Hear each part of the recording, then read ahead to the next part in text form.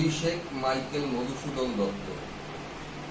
এই অভিষেক কবিতাটি মধুসূদন দত্তের মেঘনাদ বধ মহাকাব্যে অভিষেক নামের প্রথম স্বর্গের নির্বাচিত অংশ। মেঘনাদ বধ মহাকাব্য, এই মহাকাব্যে 9টা স্বর্গ আছে। প্রত্যেকটা স্বর্গের আলাদা আলাদা নাম আছে। প্রথম স্বর্গের নাম অভিষেক। সেই প্রথম স্বর্গের নির্বাচিত অংশ 657 থেকে 762 পংক্তি, মোট 106 পংক্তি পাঠ্যপুস্তকে অভিষেক শিরোনামে সংকলিত হয়েছে। প্রথম স্বর্গের 657 পংক্তি থেকে কবিতা শুরু হয়েছে। তাহলে 1 থেকে 656 পংক্তি পর্যন্ত বিষয়বস্তু কি ছিল সংক্ষেপে না জানলে 657 থেকে শুরু করা সম্ভব নয়। তাই একটু পূর্ব কথা সংক্ষেপে আলোচনা করছি। রাম রাবণের যুদ্ধ চলছে। মেঘনাদ বধ কাব্যটা 3 দিন 2 রাত্রির কাব্য। যুদ্ধে রাবণের পুত্র বীরবাহু মারা গিয়েছে। ভগ্নদূত, যে দূত পরাজয়ের সংবাদ বহন করে আনে তাকে বলে ভগ্নদূত। ভগ্নদূত সেই সংবাদ বহন করে এনেছে রাজসভায়। ভগ্নদূতের মুখে পুত্র বীরবাহুর মৃত্যু কথা শুনে রাবণ শোকে দুঃখে রাজসভায় নীরবে বসে আছেন। আমাত্য মন্ত্রী যারা আছে সভায় তারাও মাথা নিচু করে নীরবে বসে আছেন। এমন সময় রাবণের প্রধানমন্ত্রী সারং রাবণের কাছে এসে বললেন, রাজা, এই পৃথিবীতে সুখ দুঃখ সবই তো বৃথা, সবই তো মায়া। সুতরাং এইভাবে হতাশ হয়ে বসে থাকলে তো চলবে না। আবার যুদ্ধ শুরু হবে। যুদ্ধ শুরু হলে রাক্ষস বাহিনীকে নেতৃত্ব দেবে কে? এটাই সবচেয়ে বড় প্রশ্ন। সুতরাং আপনাকে এখন স্থির করতে হবে যে আগামী দিনের যুদ্ধে রাক্ষস বাহিনীকে নেতৃত্ব দেবে কে। হতাশ হয়ে বসে থাকলে চলবে না। রাবণ তখন প্রধানমন্ত্রী সারণকে বলে, সারণ, রাজা রাবণ তোমার সব কথা বুঝতে পারছে, কিন্তু পিতা রাবণ তো কিছুতেই মানতে পারছে না। যাই হোক, এরপরে রাবণ ভগ্নদূতকে বলে যুদ্ধের বর্ণনা দিতে। কিভাবে যুদ্ধে বীরবাহু মারা গেল ভগ্নদূত সেই বর্ণনা করলেন। বর্ণনা শুনে রাবণ রাজসভায় বসে আছে এবং যত মন্ত্রী আমাত্য তাদেরকে বলছে, এই বীরত্বব্যঞ্জক যুদ্ধের কাহিনী শোনার পরও কারো কি যুদ্ধক্ষেত্রে যাওয়ার ইচ্ছে জাগে না? সাপুরে যদি বাঁশি বাজায়, বীণ বাজায়, সাপ কি গর্তে থাকতে পারে? সে বেরিয়ে আসে। তাই এই বীরত্বব্যঞ্জক বর্ণনা শুনে প্রত্যেক বীরেরই ইচ্ছা হয় যুদ্ধক্ষেত্রে গিয়ে বীরের মৃত্যু বরণ করতে। যাই হোক, এমন সময় রাজসভায় প্রবেশ করে রানী চিত্রাঙ্গদা। রাবণের 2 স্ত্রী, প্রধান স্ত্রী মন্দোদরী এবং চিত্রাঙ্গদা। মন্দোদরী এবং রাবণের পুত্র হচ্ছে ইন্দ্রজিৎ, আর রাবণ ও চিত্রাঙ্গদার পুত্র হচ্ছে বীরবাহু। চিত্রাঙ্গদা রাজসভায় প্রবেশ করে রাবণকে বলে, আমার পুত্র আমাকে ফেরত দিন। আমি আপনার কাছে আমার পুত্রকে গচ্ছিত রেখেছিলাম। আজ আমি অভাগিনী মা, আমার একমাত্র সম্পদ আমার পুত্র, আমাকে ফিরিয়ে দিন।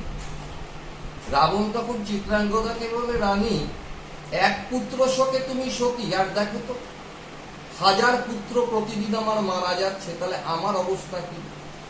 তোমার ছেলে বীরের মৃত্যু বরণ করেছে, তোমার তো গর্বিত হওয়া উচিত। চিত্রাঙ্গদা তখন উত্তর দেয়, আমার পুত্র যদি যুদ্ধে বীরের মৃত্যু বরণ করতো আমি গর্বিত হতাম, কিন্তু এটা তো যুদ্ধ নয়। এটা তো যুদ্ধ নয়। আপনি সীতাকে হরণ করে অকারণে যুদ্ধ বাঁধিয়েছেন। আপনি শুধু নিজে ধ্বংস হচ্ছেন না, সেই সঙ্গে সঙ্গে লঙ্কাকেও ধ্বংস করছেন। সরাসরি লঙ্কার এই অবস্থার জন্য রানী চিত্রাঙ্গদা রাবণকে দোষী সাব্যস্ত করে। যাই হোক, সখীরা ধরাধরি করে চিত্রাঙ্গদাকে নিয়ে যায় অন্তঃপুরে। রাজসভায় শোকের ঝড় বয়ে যায়। তখন উত্তেজিত রাবণ ঘোষণা করেন আগামীকালের যুদ্ধে স্বয়ং তিনি রাক্ষস বাহিনীকে নেতৃত্ব দেবেন। এই বার্তা ছড়িয়ে পড়া মাত্রই উদ্দীপিত হয় রাক্ষস সেনারা।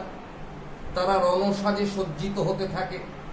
রাক্ষস সেনাদের পদভারে লঙ্কাপুরী কাঁপতে থাকে।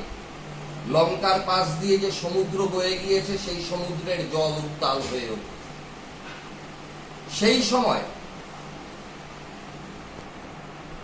সমুদ্র দেবতা বরুণের স্ত্রী বারুণী সমুদ্রের তলায় নিজের কক্ষে বসে সখী মুরলাকে দিয়ে বেনিবন্ধন করাচ্ছিলেন। তা সমুদ্রের জল উত্তাল হওয়ায় বারুণী সখী মুরলাকে জিজ্ঞাসা করে, দাসী মুরলাকে জিজ্ঞাসা করে, মুরলা, জল এতটা উত্তাল হচ্ছে কেন? তখন মুরলা জানায়, মর্তে রাম রাবণের যুদ্ধ হচ্ছে, সেই জন্যই সমুদ্রের জল উত্তাল হয়ে উঠেছে। বারুণী তখন বলে, মর্তে রাম রাবণের যুদ্ধ হচ্ছে, এই যুদ্ধের কাহিনী শোনার বড় ইচ্ছে জাগছে আমার। হে মুরলা, তুমি লঙ্কায় যাও। লঙ্কায় রয়েছে আমার সখী, নাম তার রমা। এই রমা হচ্ছে লঙ্কার অধিষ্ঠাত্রী লক্ষ্মী। তুমি তাকে গিয়ে বলো বারুণী রাম রাবণের যুদ্ধের খবরাখবর জানতে চায়। বারুণীর নির্দেশ মতো মুরলা লঙ্কায় যায়। লঙ্কায় গিয়ে লঙ্কার অধিষ্ঠাত্রী লক্ষ্মী রমার সঙ্গে দেখা করে এবং বারুণীর মনোবাসনা তাকে জানায়। তখন লঙ্কার অধিষ্ঠাত্রী লক্ষ্মী রমা এবং মুরলা ছদ্মবেশে লঙ্কার অবস্থা দেখতে বেরোয়। লঙ্কা প্রায় বীর শূন্য, কোনো বীরকেই দেখা যাচ্ছে না, এমনকি ইন্দ্রজিৎকেও না। এখন মুশকিল হচ্ছে, কাব্যটা মেঘনাদ বধ, কাব্যের নায়ক মেঘনাদ। মেঘনাদ কিন্তু এখনো কাব্যে এসে উপস্থিত হয়নি। তাই যে কোনো প্রকারে মেঘনাদকে কাব্যের মধ্যে আনতে হবে, না হলে মেঘনাদ বধ ঘটবে না। তাই মুরলা হঠাৎ করে অধিষ্ঠাত্রী লক্ষ্মী রমাকে জিজ্ঞাসা করে, আচ্ছা, লঙ্কা তো প্রায় বীর শূন্য, ইন্দ্রজিৎকেও দেখা যাচ্ছে না, তবে কি ইন্দ্রজিৎ? তখন লঙ্কার অধিষ্ঠাত্রী লক্ষ্মী বারুণী রমাকে বলে, লঙ্কার অধিষ্ঠাত্রী লক্ষ্মী রমা তখন মুরলাকে বলে, তুমি ফিরে যাও, যা যা জানালাম তুমি গিয়ে বারুণীকে সবকিছু বলো এবং তাকে বলবে যে পরের খবর তাকে পরে জানানো হবে। এই বলে লঙ্কার অধিষ্ঠাত্রী দেবী লক্ষ্মী অর্থাৎ রমা মেঘনাদকে কাব্যে আনার জন্য মেঘনাদের ধাইমা প্রভাষা রাক্ষসীর ছদ্মবেশ ধারণ করে লঙ্কা সংলগ্ন প্রমোদ উদ্যানে গমন করে। সেই সময় প্রমোদ উদ্যানে মেঘনাদ তার স্ত্রী প্রমীলা এবং অন্যান্য সখীদের সঙ্গে লীলাবিলাসে মত্ত ছিল। সাধারণত বড়রা প্রমোদ উদ্যানে যায় না, তাই হঠাৎ করে প্রমোদ উদ্যানে ধাইমা প্রভাষা রাক্ষসীকে দেখে মেঘনাদ ছুটে আসে। এই জায়গা থেকেই আমাদের কাব্যের সূচনা। তবে একটা কথা বলে রাখি, বারবার প্রভাষা রাক্ষসী প্রকৃতপক্ষে লঙ্কার অধিষ্ঠাত্রী লক্ষ্মী রমা। সে প্রভাষা রাক্ষসী, ধাইমা প্রভাষা রাক্ষসীর ছদ্মবেশে প্রমোদ উদ্যানে গিয়েছিল মেঘনাদের সঙ্গে দেখা করে মেঘনাদকে বীরবাহু নিধনের খবর দিয়ে মেঘনাদকে কাব্যে উপস্থিত করার জন্য। তাই প্রমোদ উদ্যানে প্রভাষা রাক্ষসী অর্থাৎ ছদ্মবেশী লক্ষ্মীকে দেখে, প্রভাষা রাক্ষসী হচ্ছে ছদ্মবেশী লক্ষ্মী, লক্ষ্মী ছদ্মবেশ ধারণ করেছে প্রভাষা রাক্ষসী, তাকে দেখে মেঘনাদ ছুটে আসে এবং এই জায়গা থেকেই আমাদের কাব্যের সূচনা। গতদিন বলেছিলাম লঙ্কার অধিষ্ঠাত্রী লক্ষ্মী রমা মেঘনাদের ধাত্রীমাতা প্রভাসা রাক্ষসীর ছদ্মবেশে প্রমোদ উদ্যানে এলেন। ইন্দ্রজিৎ তখন প্রমোদ উদ্যানে সোনার সিংহাসনে বসে আছে। এই জায়গা থেকে কাব্যের সূচনা।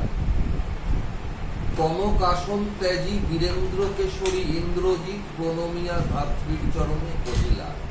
কনক আসন ত্যাজি ভাইমা প্রভাসা রাক্ষসীকে দেখতে মনে রাখতে হবে, এই ভাইমা কিন্তু প্রকৃতপক্ষে প্রভাসা রাক্ষসী নয়, লঙ্কার অধিষ্ঠাত্রী লক্ষ্মী। ভাইমা প্রভাসা রাক্ষসীকে দেখতে পেয়ে ইন্দ্রজিৎ স্বর্ণ সিংহাসন ত্যাগ করে, কনক আসন স্বর্ণ সিংহাসন ত্যাগ করে বীরেন্দ্র কেশরী ইন্দ্রজিৎ, বীরেন্দ্র কেশরী বীরযুক্ত ইন্দ্র, বীরশ্রেষ্ঠ। এখানে ইন্দ্রজিতের বীরত্বকে সিংহের সঙ্গে তুলনা করা হয়েছে, সেই জন্য বীরেন্দ্র কেশরী।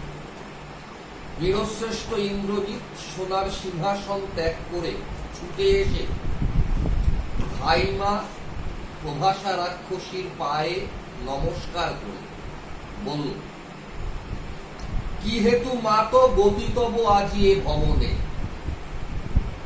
হে মা, ধাত্রীমাতা ছোটবেলায় লালন পালন করেছে, সুতরাং সে তো মায়ের মতো। তাই তাকে বলছে, মা কি কারণে এই ভবনে তোমার আগমন। এখানে গতি অর্থে আগমন। কি কারণে? আমি আগেই বলেছিলাম যে প্রমোদ উদ্যানে সাধারণত বড়রা যায়, তা প্রভাসা রাক্ষসী এসেছেন। তাই ইন্দ্রজিৎ জানতে চাইছেন কি হেতু, কি কারণে মা তোমার এই প্রমোদ উদ্যানে, ভবনে মানে প্রমোদ উদ্যানে আগমন। কহ দাসে লঙ্কার কুশল। দাস বলতে এখানে ইন্দ্রজিৎ নিজেকে বুঝিয়েছে, কারণ মায়ের কাছে সন্তান মাত্রই দাস। কহ দাসে লঙ্কার কুশল, লঙ্কার মঙ্গল বার্তা দাও, মানে লঙ্কার সবকিছু ভালো তো। কুশল শব্দের অর্থ মঙ্গল বার্তা। হে মা, তুমি লঙ্কার মঙ্গল বার্তা দাও। শিরচুম্বী ছদ্মবেশী অম্বুরাশি সুতা উত্তরিলা। ইন্দ্রজিতের শিরচুম্বী, ইন্দ্রজিতের মাথায় নয়, এখানে শির মানে কপালে, স্নেহের চুম্বন দিয়ে ছদ্মবেশী অম্বুরাশি সুতা, অম্বুরাশি মানে জলরাশি, এখানে সমুদ্র, তাহলে অম্বুরাশি সুতা হচ্ছে সমুদ্র কন্যা লক্ষ্মী। ছদ্মবেশী অম্বুরাশি সুতা উত্তরিলা, তাহলে মেঘনাদের কপালে স্নেহ চুম্বন দিয়ে সমুদ্র কন্যা লক্ষ্মী বলল, হায় পুত্র, কি আর কহিব কনক লঙ্কার দশা। এ পুত্র, স্বর্ণলঙ্কার অবস্থার কথা আর কি বলবো। দশা শব্দের অর্থ অবস্থা। হে পুত্র, স্বর্ণলঙ্কার অবস্থার কথা আর কি বলবো। ঘোরতর রণে হতপ্রিয় ভাই তব বীরবাহু।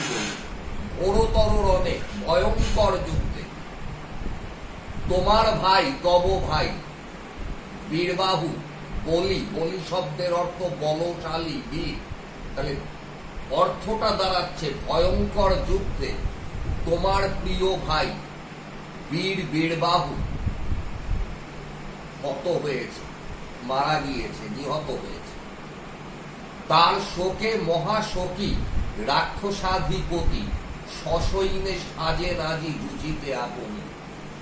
পুত্র বীরবাহুর মৃত্যু শোকে, শোকার্ত, মহাশোকী এখানে শোকার্ত, তাহলে পুত্র বীরবাহুর মৃত্যু শোকে শোকার্ত রাক্ষস অধিপতি, রাক্ষস রাজা রাবণ সৈন্য সহ রণসাজে সাজ্যেন যুঝিতে আপনি।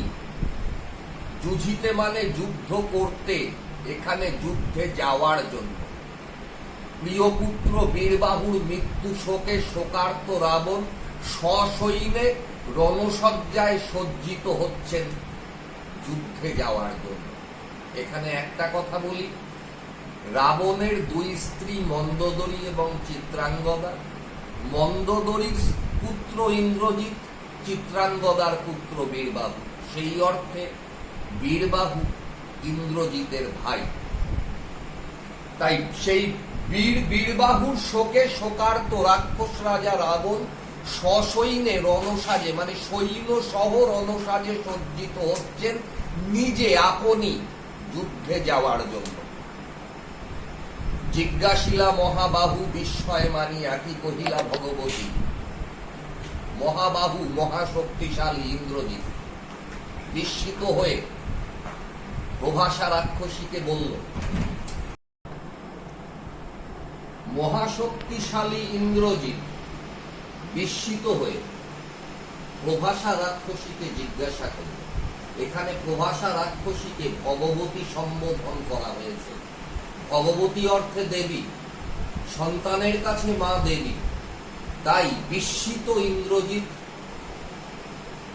মা প্রভাসা রাক্ষসী দেবী তুল্য তার কাছে জিজ্ঞাসা করল বিস্মিত হয়ে, কে বধিল কবে প্রিয়ানুকে, আমার প্রিয় ভাইকে কে কবে বধ করল।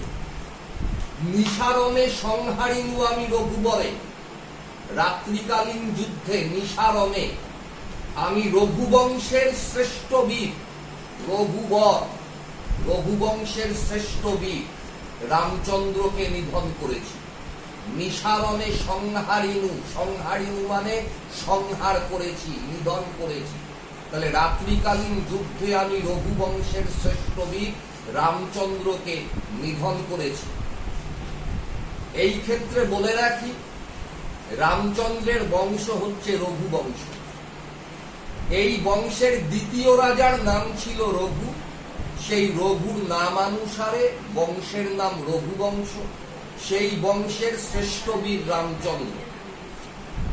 খণ্ড খণ্ড করিয়া কাটিনু বরশি প্রচন্ড স্বর বৈরী দলে। প্রচন্ড স্বর, ভয়ঙ্কর তীর। বরশি মানে বর্ষণ করা, এখানে বর্ষণ করা না, এখানে নিক্ষেপ করা। ভয়ঙ্কর তীর নিক্ষেপ করে আমি শত্রু দলকে খণ্ড খণ্ড করে কেটেছি। বৈরী দল, শত্রু দল, এখানে শত্রু সেনাকে। তাহলে ভয়ঙ্কর তীর নিক্ষেপ করে আমি শত্রু সেনাকে খণ্ড খণ্ড করে কেটেছি। তবে এ বারতা, এ অদ্ভুত বারতা জননী কোথায় পাইলে তুমি শীঘ্র কহ দাসে। তাহলে এই আশ্চর্য সংবাদ তুমি কোথায় পেলে শীঘ্রই আমাকে বলো। আবার বলছি, মেঘনাদ এখানে নিজেকে দাস বলে সম্বোধন করেছে, কারণ পুত্র মাত্রই মায়ের দাস। তাই বলছে, এই আশ্চর্য সংবাদ তুমি কোথায় পেলে আমাকে শীঘ্র বলো। সংবাদটা আশ্চর্য কেন? ইন্দ্রজিৎ যাকে রাত্রিকালীন যুদ্ধে মেরেছে, সে কি করে আবার বীরবাহুকে নিধন করে? এই জন্যই বার্তাটা, সংবাদটা বড়ই অদ্ভুত।